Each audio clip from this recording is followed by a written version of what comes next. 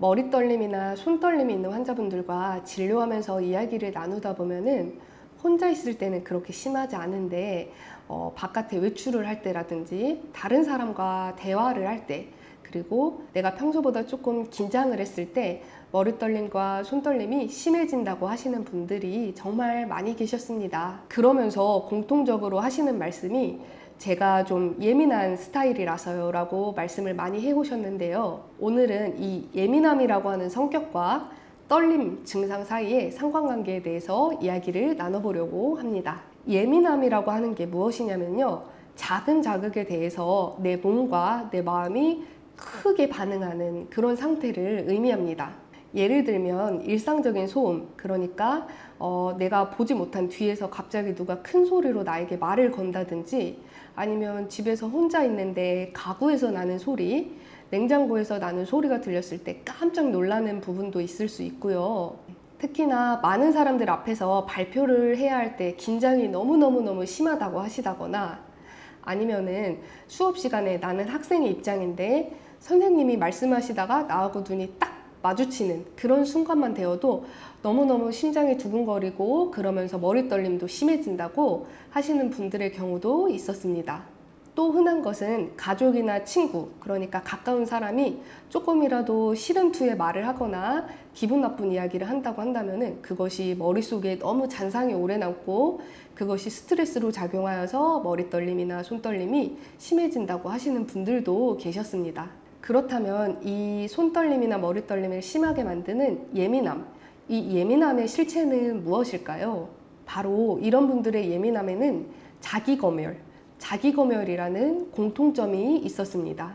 자기검열이라는 말을 인터넷에서 그 의미를 한번 찾아봤는데요. 아무도 나에게 강제하진 않았지만 위협을 피할 목적 또는 타인의 감정을 상하게 하지 않을 목적으로 자기 자신의 표현을 스스로 검열하는 행위이다 라고 그 의미가 나와 있습니다. 그러니까 이 예민함을 갖고 있다라고 하시는 분들은 나 자신의 표현에 대해서 이만하면 잘 됐다 라고 하는 그 자기 검열의 기준이라고 하는 것이 다른 사람보다 훨씬 높은 상태이다 라고 말씀드릴 수가 있겠는데요. 이것은 욕심을 부린다거나 화를 많이 낸다는 그런 의미하고는 조금 차이가 굉장히 있습니다.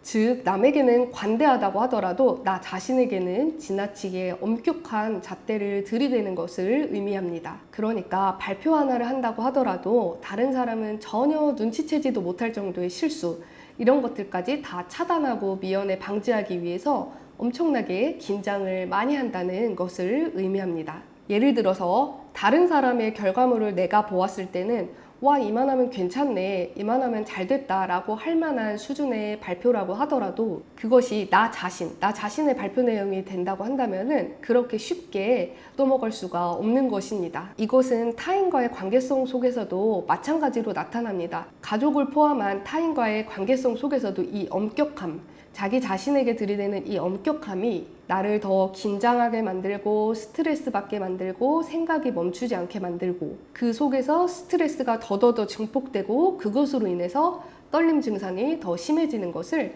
공통적으로 확인할 수가 있었습니다. 이 자기검열을 하는 성향이 나를 더 예민하게 만들고 지나치게 긴장하게 만들고 그것이 나의 머리 떨림이나 손 떨림을 더 악화시키는 것이 분명하다라고 한다면은 당연히 이 나의 예민함을 조절할 방법은 없는지 찾아보는 것이 치료에 도움이 될 텐데요. 발표를 예시로 한번 들어보자면 다른 사람이 이 정도 수준의 발표를 했다면은 나는 그 사람을 어느 정도라고 평가했을까?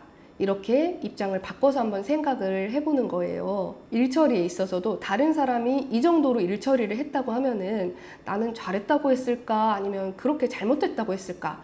이렇게 한번 또 생각을 돌이켜보는 겁니다. 아마 나 자신이 한 행위에 대해서 그걸 다른 사람이 했다고 바꿔서 생각을 해보면은 아, 생각보다 내가 꽤 괜찮게 일을 처리했구나, 괜찮게 준비를 했고 괜찮게 발표를 했구나, 이렇게 좀 생각을 바꿔보실 수 있을 것입니다. 지금 내 모습이 남이라고 한번 바꿔서 생각을 해보시고 내가 잘하고 있을까 못하고 있을까를 생각해 보았을 때 엄청나게 잘하고 있는 것은 아니라고 하더라도 그렇게 나쁘지 않아 라고 만약에 생각이 드신다면은 부디 이런 과정을 여러 번 반복해 보시면서 나 자신을 인정하고 조금 너그러운 마음을 가져보려고 우리가 한번 애써봤으면 좋겠습니다. 이런 허용적인 마음을 자꾸 연습하는 과정 속에서 떨림이 조금이라도 줄어드는 것을 느끼실 수가 있을 것입니다. 물론 머리 떨림과 손 떨림이 있으신 분들은 첫 번째 가장 중요한 것은 치료입니다. 자신에게 잘 맞는 치료 방법을 찾는 것이 가장 우선순위이고요. 오늘 알려드린 내용은 치료를 조금 더 성공적으로 이끌어가기 위해서 내가 알아두면 좋은 보조적인 방법이라고 이해해 주셨으면 좋겠습니다. 오늘은 머리 떨림이나 손 떨림이 있으신 분들께서 내 증상이 긴장이나 떨림과 연관성이 깊다고 생각이 드신다면은 어떻게 내 마인드 컨트롤을 하면 좋을지 알려드리는 시간을 준비해 보았습니다. 오늘 영상이 여러분들의 병을 치료하는 데 조금이라도 도움이 되었으면 좋겠습니다. 감사합니다.